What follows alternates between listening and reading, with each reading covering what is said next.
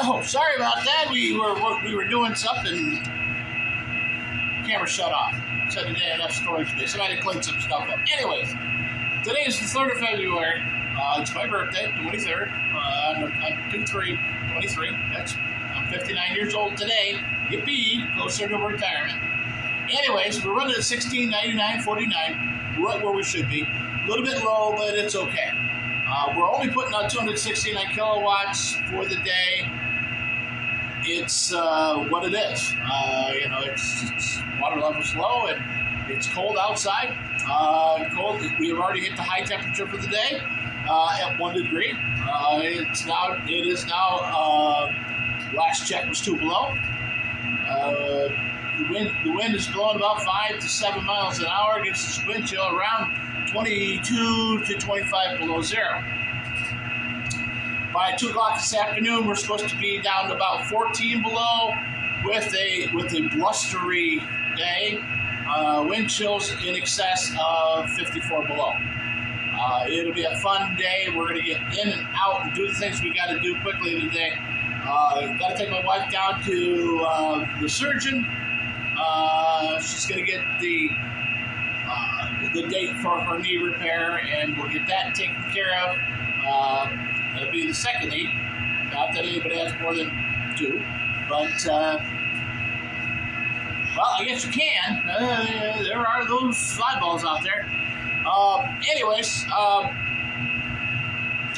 talk about yesterday's call.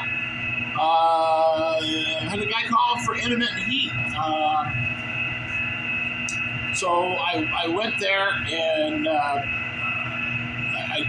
started diagnosing everything, and I checked every component on the furnace. Came up with the only logical thing that it could have been was the control board. So the guy wasn't there, so I called him and I said, "Hey, this is what I think we're going to need."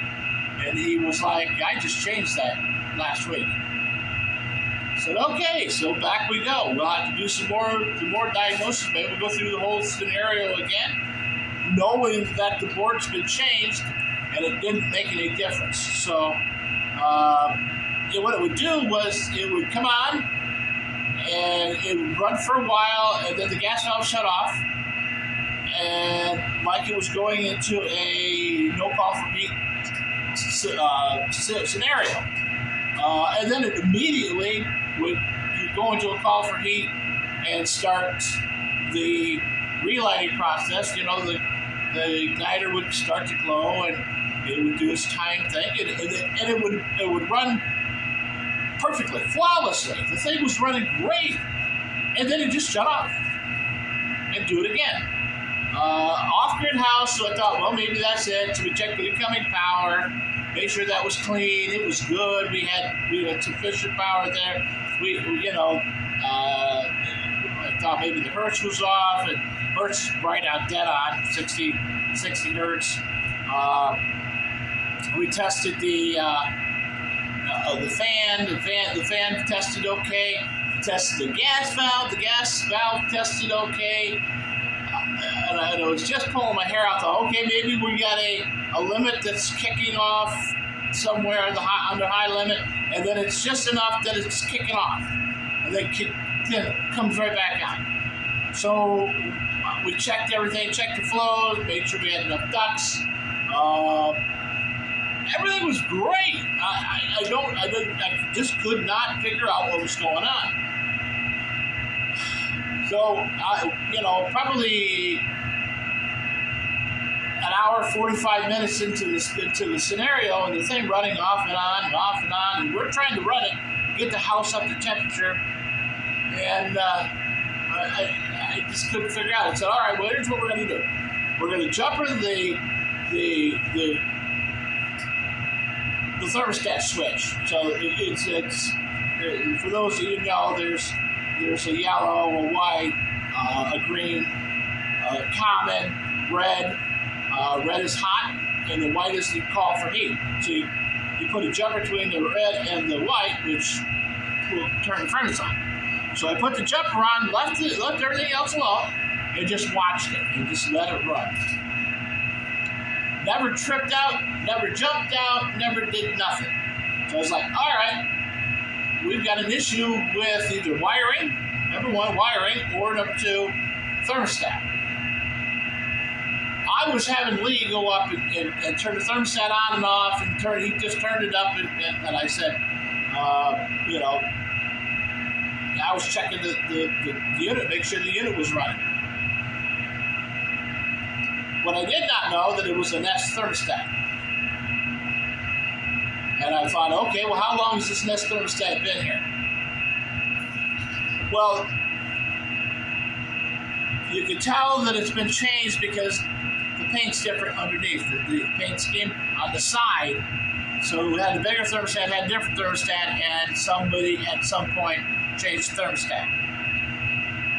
So I said, well, let's pop it off. And I pulled it off there. And lo and behold, the thermostat was wired wrong. It takes the red, a white, and the brown, and the common. Common wire is always going to be blue. So the common goes to the C. He had taken the common wire and put it over to the RC. RC is hot cooling. It's red cool. Or hot cool, whatever way you want to do it, but that's the cooling side. So he had the hot on heat and the white on the white, but he did not have the blue hooked to the common. So what it was doing was it was had enough juice to run. It would run just fine, but it would go, hey, I'm off, up, I'm on, up, I'm off, up, I'm on. So we, after 2.5 hours there, we put it back together, rewired it, called the homeowner, and I said, holy cow, who put that thermostat in?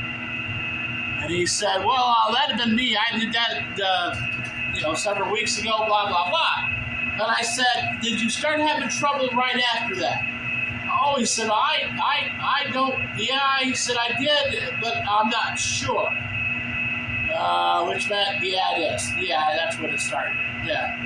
And I said, well, the thermostat was wired incorrectly. It was enough to make it run, but it would drop out. It would drop the call for heat and come right back on. So that's what it was like. What it was doing. But I had called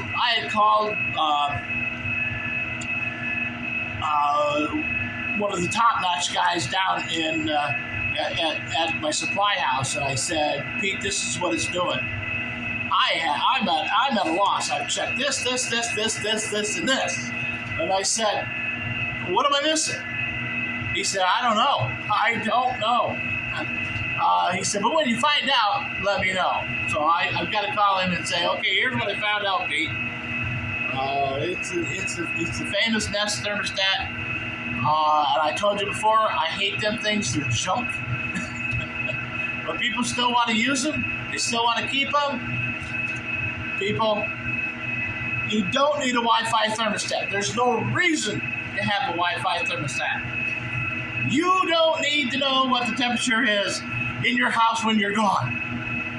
You can go, well, I need to know if the heat is on.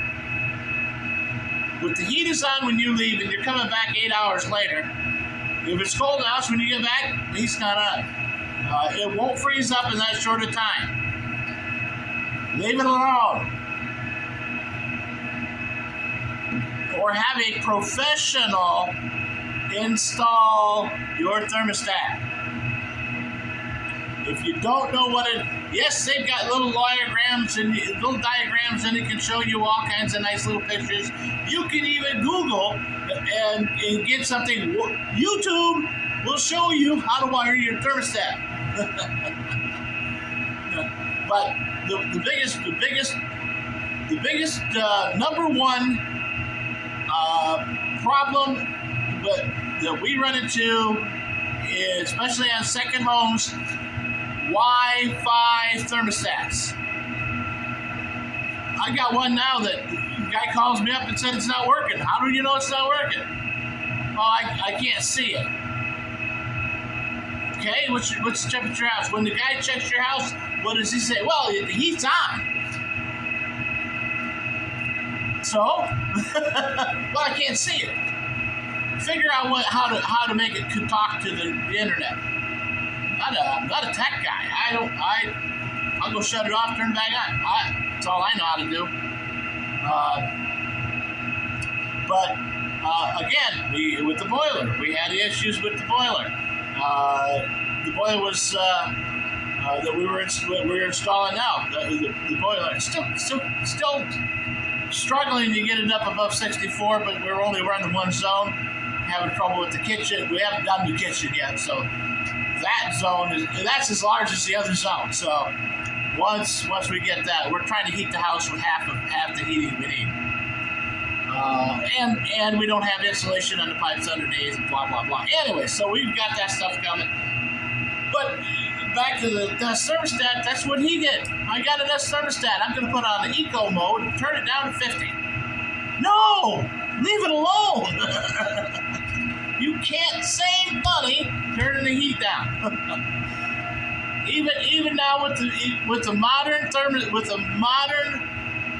high efficiency furnaces in your homes, turning down your thermostat will not save you a nickel, because that it's moving air. It moves the air through the house. It is not a blasted out at 180 degrees.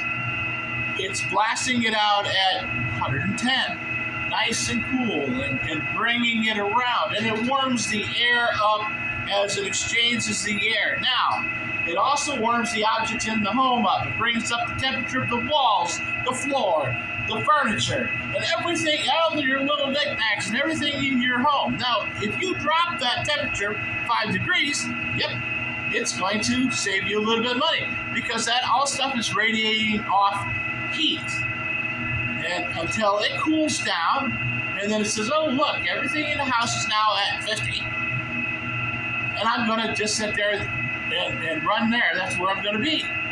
And then you walk in and go, no, I want it to be 72. Now you just go to bring it up 22 degrees, and it's going to take hours to heat everything back up.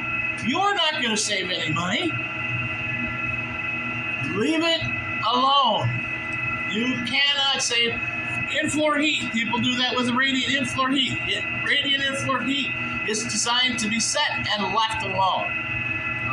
You set it at 72 or 68 or wherever you feel comfortable, and you leave it alone. You let that come up to temperature and then go, hey, look, it's not bad in here. But if you drop that degree, that floor takes about 1 degree an hour to warm up. So if you're coming up for the weekend, you keep your house at 50, you turn your radiant floors heat on when you get there on Friday night.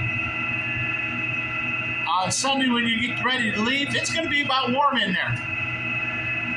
Leave it, and that boiler is going to run continuously the entire time you're there, trying to deliver heat through that floor. You just set it at 68 and leave it alone. It'll run 68. Won't cost you any more money. It really won't. I explained to you the modulating boiler with the Nest. Leave it alone. That boiler drops way down to very little burn to maintain that temperature. Leave it alone. It doesn't. It's not a full blast on, full blast off. It modulates. That's what everything's coming to, and it's very, very efficient. So leave it alone. That's my key today. Leave it alone.